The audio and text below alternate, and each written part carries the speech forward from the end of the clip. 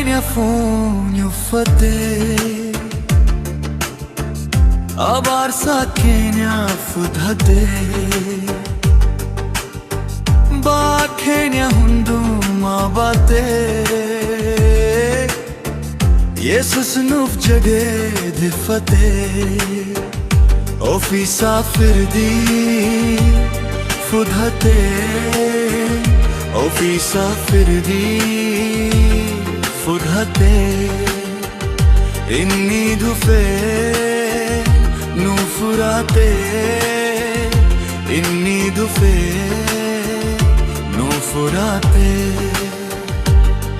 Ya Jesus ati gadi bute utunu gargaru bate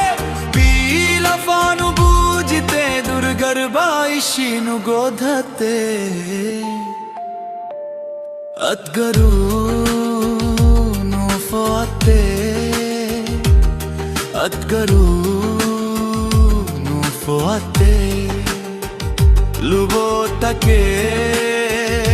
nu godhate Lubotake nu godhate